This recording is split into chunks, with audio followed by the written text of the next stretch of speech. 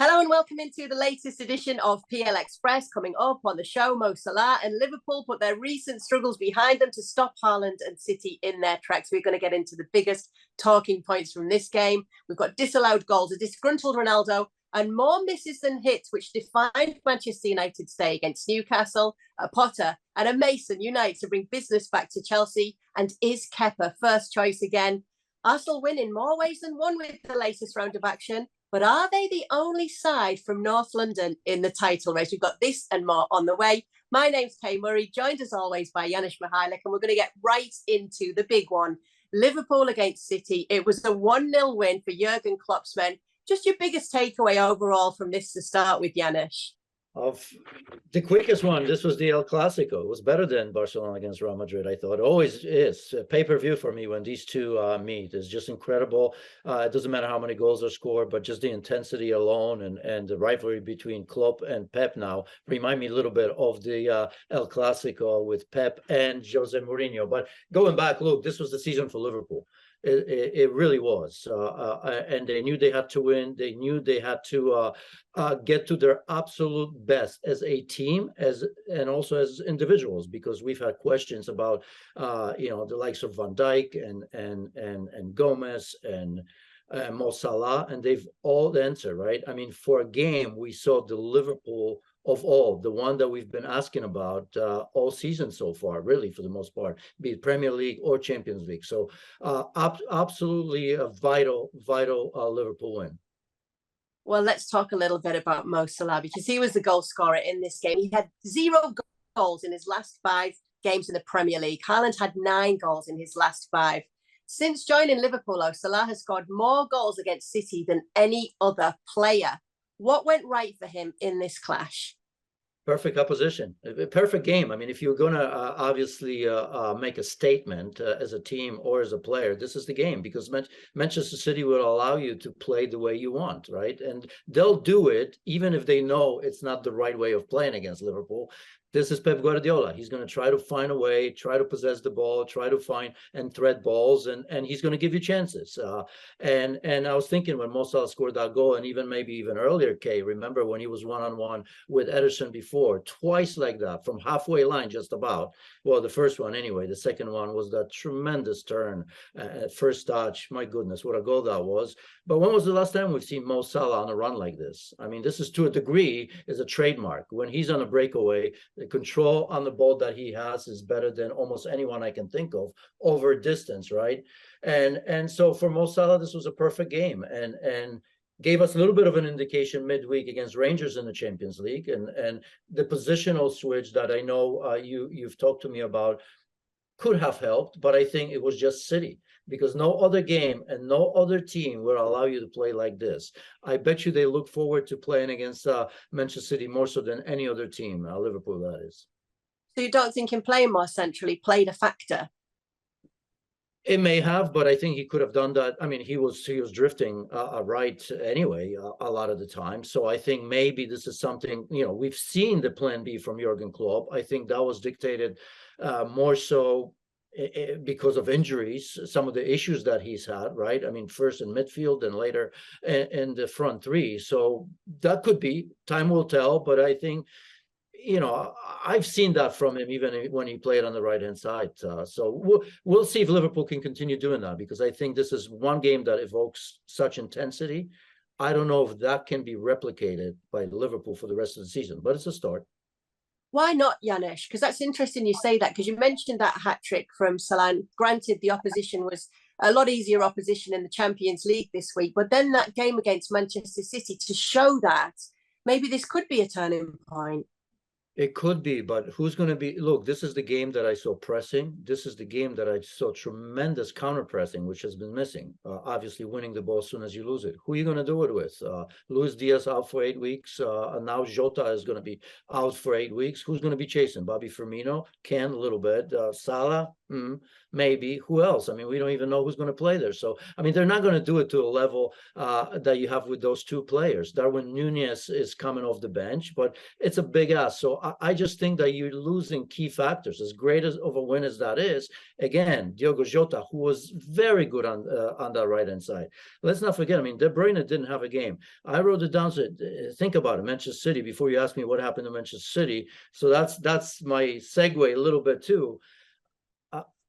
De Bruyne lost possession 20 times. Think about it, 20 times in a game. Kevin De Bruyne. Foden lost the ball 20 times. And I think, Bernardo Silva lost the ball 19 times. Think about it. That's unbelievable. That goes to show the pressing, the counter pressing, how quickly Liverpool and, the intensity that we talk about. So those players are important. And that's why I don't know if all of a sudden this game, even though it's a win, it's a switch for Liverpool, just like that, to go back what was missing early in the season before that game, or what we saw last season, the season before, and the season before that.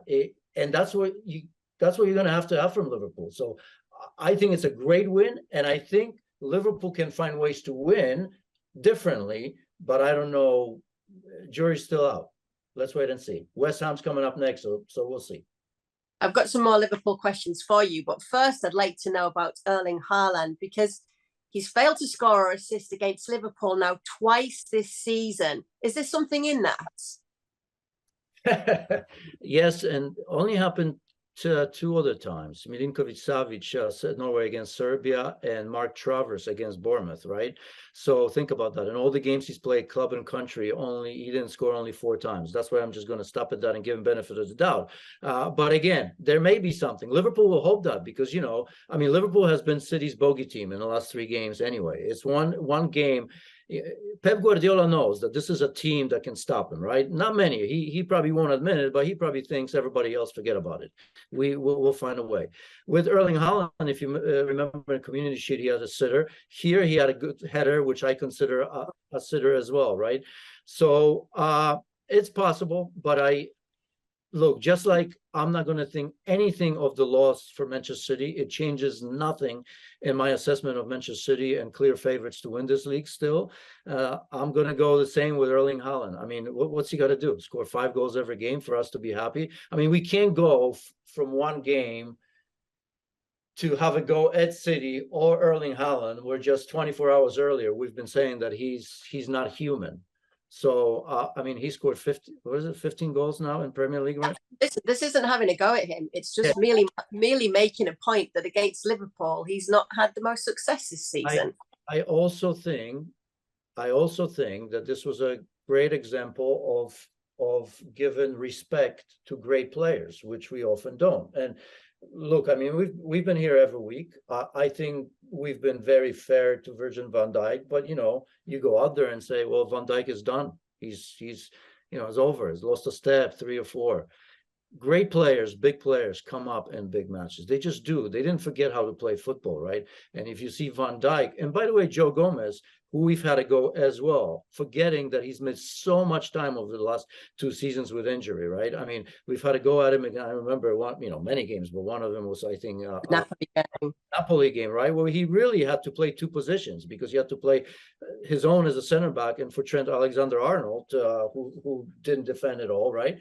But we know Joe Gomez at his best is capable of that, and he's helped in containing Erling Haaland in that game. So I think, chapeau, as I say, to Van Dijk, to show that he's still one of the best center backs in the world. That was Haaland's problem as well.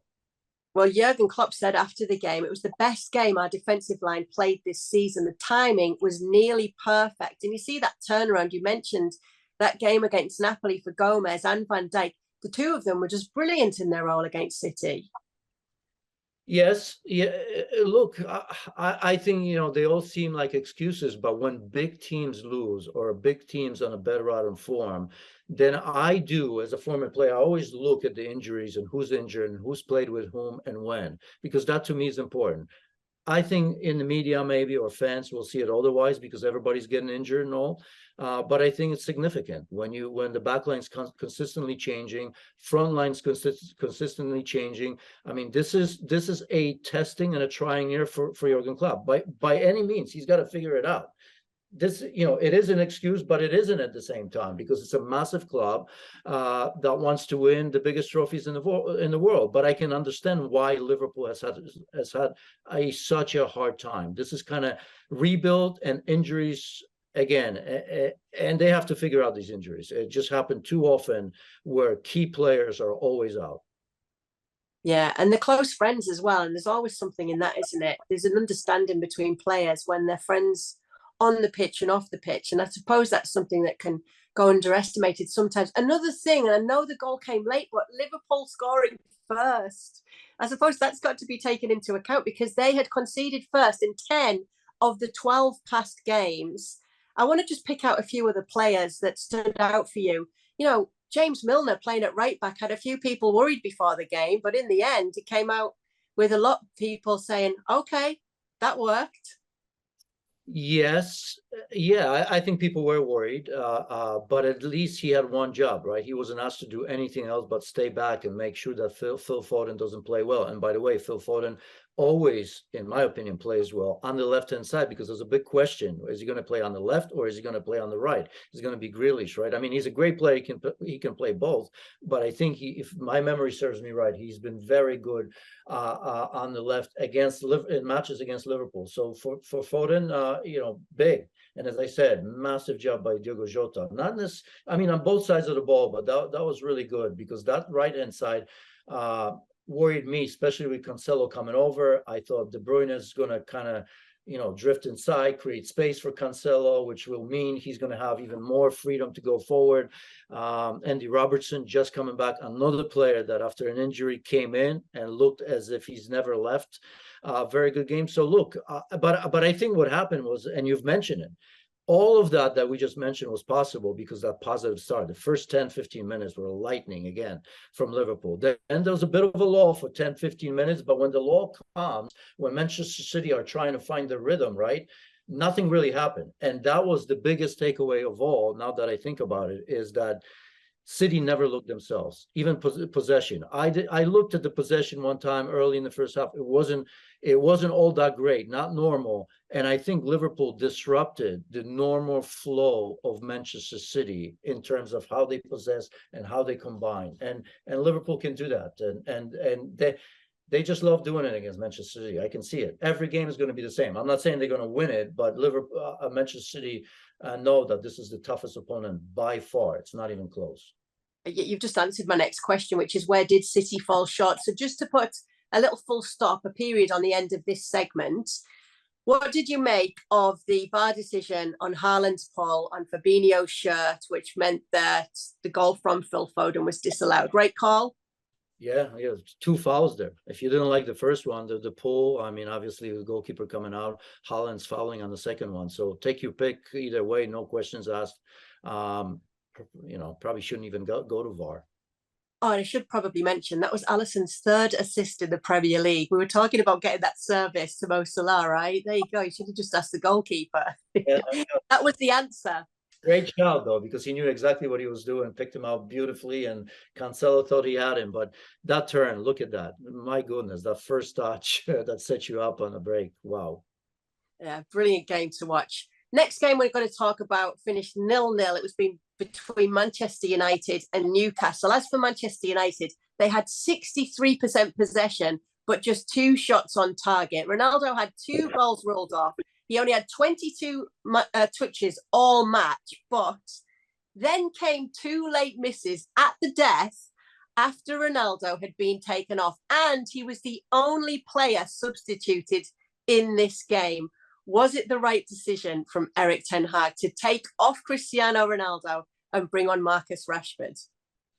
I jokingly jokingly said, I think even on Twitter when it was happening, especially the Marcus Rashford one, the header, right? I mean, Ronaldo scores that, no questions about that. Of course, everybody, all the fans said, well, I don't know if he gets there or maybe he's 2 yards offside. Anything could have happened, but if he was onside and he's gotten there, no question, no questions, he puts that away. But let's be honest, because you and I talked about Ronaldo last show, the show before. I've said it here that it's time to move on, and I think that's what they're doing. And you know, to a degree, I was a little bit surprised that it actually started, because you can see he's being played against Omonia. He's not being really played in the big matches, and here he has started at a Rashford, which surprised me. So I think Ten Hag's doing all the right things. The way he's massaging this issue is quite good in a way. Ronaldo knows where he stands. I mean, he's no fool. And Ten Hag knows what he's doing, but he knows he's got one of the greatest players ever who's going to play a part in some games at some times, right? And this could have been one of those times. But in this game, I don't think that he was in the wrong, because up until then, you've mentioned his stats. In the first half, I think his stats, he had 14 touches, lost possession 6 times in those 14 touches, right? I mean, his passing percentage was 50% or something like that, 51, 52%. So he didn't really do much. However, as we've seen from the likes of even Lewandowski or Erling Haaland, I mean, how many games has Erling Haaland had when he had 10, 11 touches and scored 1 or 2 or 3 goals, right? So, but I think he had to take him off. I mean, he gave him a start. I mean, Ronaldo otherwise would have been unhappy. If I were Ronaldo before that game, I would have been thinking, he's not starting me. I played against Omonia midweek. I'm not starting if the pattern continues, right? So, I mean, he needed to be happy. He needed to do his job in those 70 minutes. He didn't.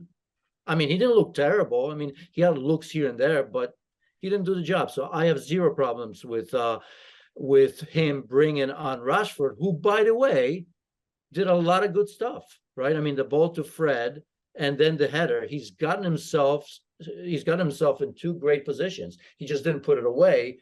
But I think you could justify the substitution. All right. So obviously we see the limitations with United right now. We know exactly what they're missing. We know that they miss Christian Eriksen when he's not around as well. But what's your gut feeling for a top 4 finish for Manchester United right now? No, I'm not there yet. I've seen progress. I mean, this game could have easily been 2, 3, you know, maybe 4. But then let's not forget, because we haven't even talked about Newcastle, right? And they've had their chances. Joelinton, what did he, headed on a crossbar, follow up a post. I mean, they've played and they've possessed the ball as well.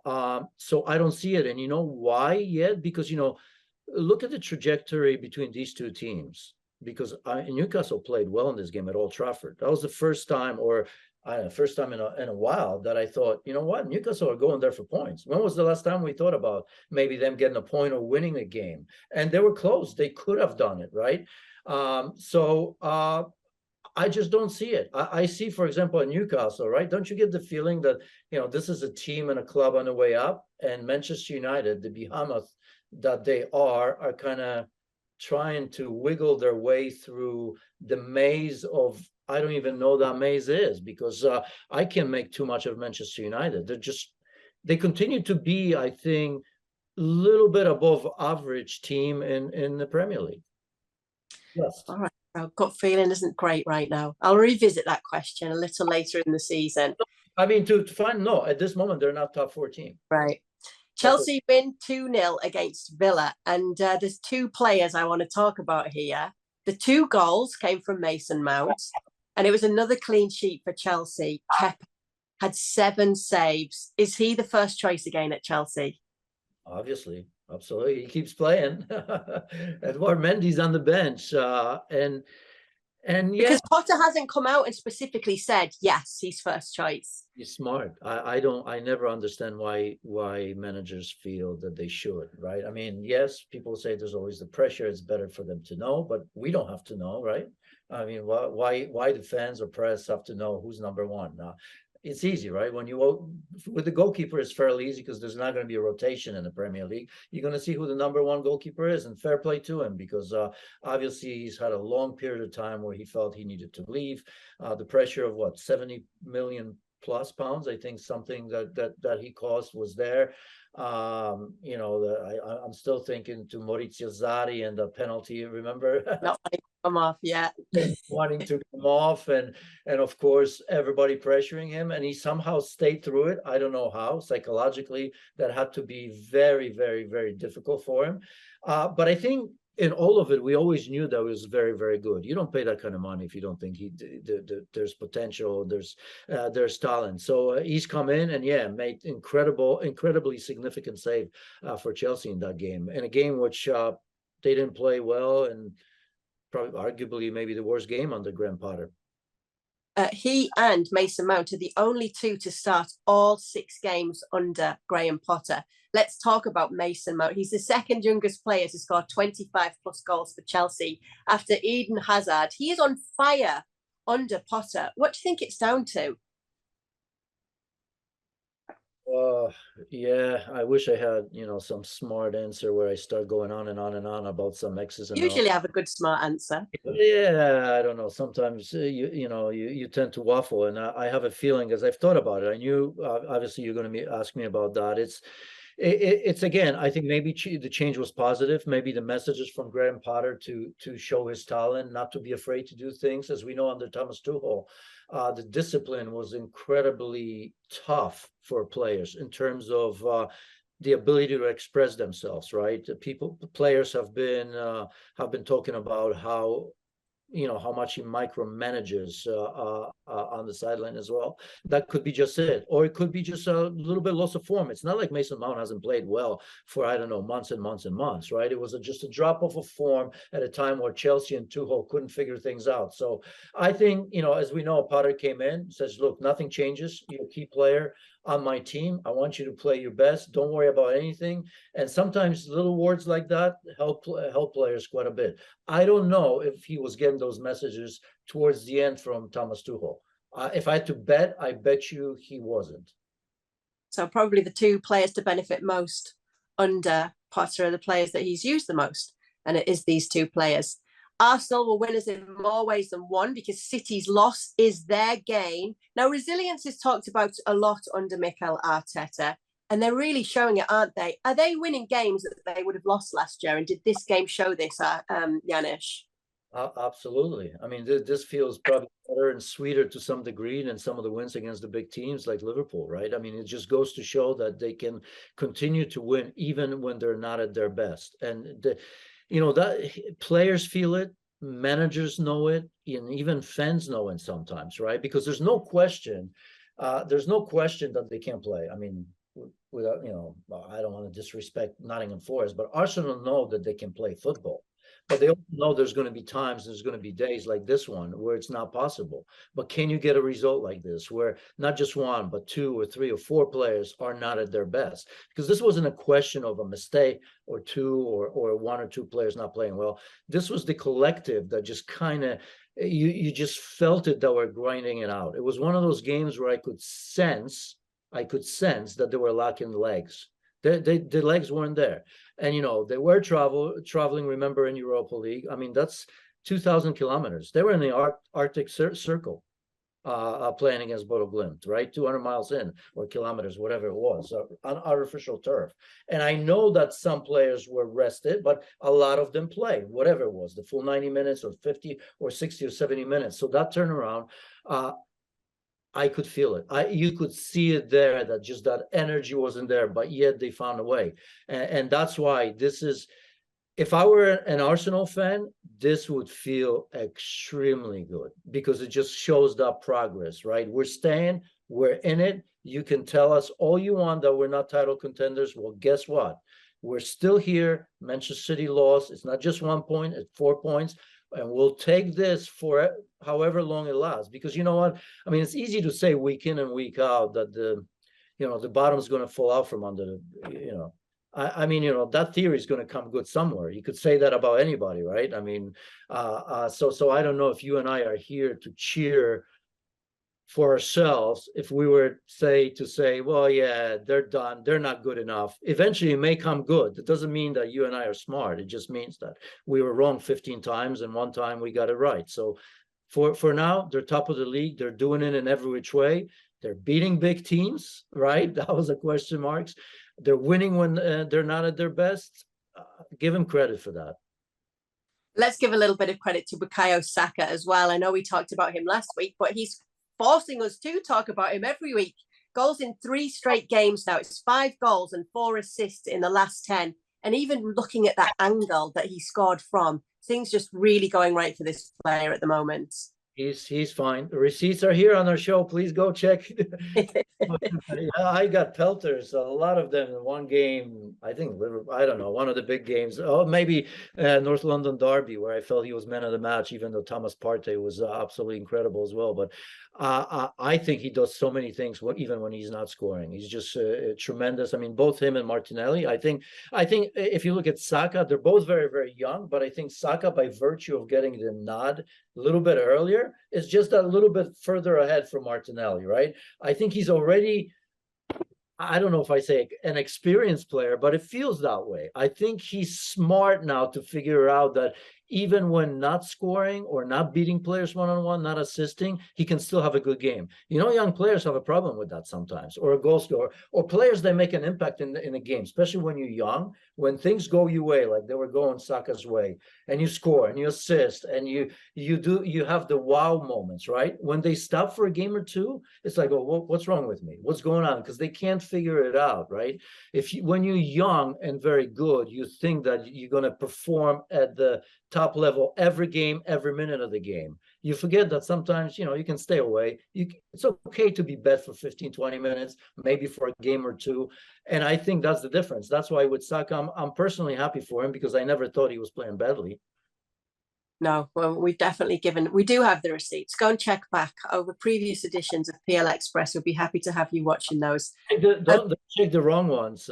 Just the good ones. Just a good take. Right. You've usually got great takes, Janusz. Don't you worry. You've definitely got the receipts. Let's talk about the other team in North London then, because Spurs, once again, with a huge stamp of Antonio Conte. Are they title contenders? They're level on points with City, which means they too are just 4 points behind Arsenal. So why aren't we talking about them? Conte knows how to win the Premier League.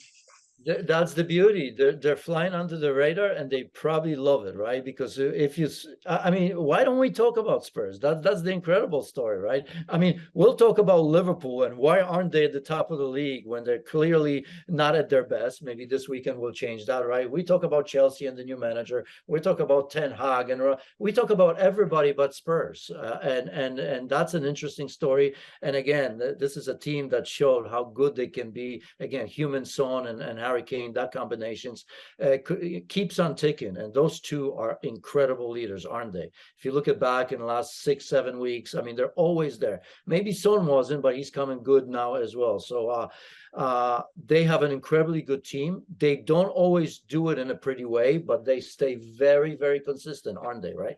Even if they lose, the bounce is there. And are they contenders? I'll say this is not me sitting on the fence. I've said it about Arsenal. I've said about everybody else. For me, Manchester City are still favorites. But yes, as long as you stay in touch, you're a contender. You are a contender to win the league. I mean, when you talk about Arsenal, obviously, how many points are Spurs away from Arsenal? The level with City. The level goal difference, right? So there you have it. Why wouldn't you say they're contenders? They are. They're second place, level Manchester City, only goal difference, right? Right now, puts them in the third spot. So they are contenders. If you ask me, are they going to win the Premier League? My answer would be no. Okay, you did this before. Yes, they're contenders, but they're not going to win it. Well, how do you define that? I mean, I like. Well, a contender means you've got a chance to win it, right? Yes, they have a chance to win, but they're not going to win it. But they're contenders, right? They have a chance to win, but they won't win it. You touched on something else. Any clearer? Okay. I mean, yeah, contradict yourself a tiny bit, but I'll let you off. But you did touch on something important there, Janusz. You talked about the consistency, and you talked about how it isn't always pretty, but it's Spurs' best ever Premier League start. Should Conte's style be embraced because he knows how to get results? Well, it's already embraced for as long as they are contenders, for as long as they're up there. And, you know, they may have different goals. I mean, the goal is always to win it. That's obvious. But I think they recognize the fact that they want to solidify their spot in the top four for years to come, right? This is Antonio Conte knows that the longer he stays in top four, the money's going to come in. Then he can go to Daniel Levy and say, I want this, and that. That's what he wants. You know, means to an end. That's Antonio Conte, right? He's going to be asking in January and say, hey, look at me, we're level with Manchester City. How much did Manchester City spend? I mean, not that Spurs don't spend, but obviously in comparison. So this is what's going to happen here. All right. Now, while we talk any other business, I've got a question for you, but I'm going to open my computer, so I am listening. But we've had a few audio issues today, so I've had to actually record on my phone because we do have some questions off our viewers. But any other business for me was the Chelsea game. It's the other side of it. Villa losing that game. How much pressure is Steven Gerrard under? Oh, I think he should be. I mean, you look at the positioning right now, just a few points away from relegation again, although it was an impressive performance, wasn't it? Right? I mean, when you look at the chances they've created and the way they play, in particular in the first 45 minutes, I think every manager will go to that one day. I mean, they you know, and we've heard it already, although I think Steven Gerrard is a pretty you know, a straight shooter in terms of what's most important. But yes, he's not getting the best out of everybody. He's not getting the end product out of everybody, and that's the most important. So I think he's going to be under pressure. He's going to continue to be under pressure. The only good thing he does have, if he puts it together on both sides of the ball, I think this team can go on a run of 2 or 3 or 4 wins because they have the quality. You know, this is not maybe Nottingham Forest and maybe even, you know, some of the others. Oh, my goodness, I've mentioned Nottingham Forest twice. And actually, I know. We're going to have to do a segment about them next week. Why I have that. But you look at some of the other teams, how they perform. You look at Bournemouth. I mean, is there anybody that didn't have Bournemouth drop in any league or in any fantasy league, right? And look where they are, right? Doing it with, I want to stop short about saying 2 players in Solanke and Billing, but they're doing it. So I have to think that they'll find a way. You know, I mean, Danny Ings, that header and that save from Kepa, that could have been the difference, right? It's just fine lines. Fine. What a save it was. Let's talk a couple of these questions, and many of them have actually been answered in the show. But I will ask you this one. How badly, this is from Gerald Montfort, who says, how badly will Chelsea be affected by the Reece James injury? Ooh, big loss. I mean, it really is. And you could see it. You could see it in the game because, I mean, there was like 2 or 3 players that had to play in that role, right? Again, I think, you know, Raheem Sterling initially was sacrificed, right? Because he was playing in that position. He was a little bit of a wing back. Then I think it was Loftus-Cheek that was sliding over, and then on top of that, it was Azpilicueta that came in the second half and play in that position. So goes to show three players, 2 or 3. I think Loftus-Cheek for a while slid over. I may be wrong on that. May have to rewatch it. But anyway, so you're talking 2 or 3 players trying to fill in. And by the way, it didn't look good, because Chelsea didn't play well in this game by any means. It was, you know, gift for the first goal, it has to be said, and the second one was a brilliant free kick from Mason Mount. Other than that, it wasn't great, was it? So massive loss. Delon Jembaray says, are Liverpool back in the title race? Well, at least they can dream right now. But let me put it that way. As I've said, I think if you look at, you know, points, anything can happen in this league. And I think if Liverpool were to go on a run like we've seen in the seasons past, where they go on a 10, 11, 12 game winning run, it's obviously possible. But I'll repeat it again. I just don't know that Liverpool can evoke this sort of intensity that we've seen against Manchester City for the next 3, 4, 5 games, especially with the injuries they have, and the newest one with Diogo Jota, because that's massive. Luis Diaz, Diogo Jota, players that press, that give you that energy, right? They're losing key players in key positions for that to happen. So I think it will continue to be difficult. And just because they beat against Manchester City, it gives them life. It gives them a platform to dream. Let's put it that way. All right, Janusz, great to be with you as always. Thanks everybody at home for putting up with my audio issues today. There's some gremlins in my system. Hopefully we'll have them sorted for next week when we will be back with more talk about the Premier League. Thanks, Kay. Thank you very much for watching ESPN FC on YouTube. For more highlights, analysis and exclusive content, be sure to subscribe.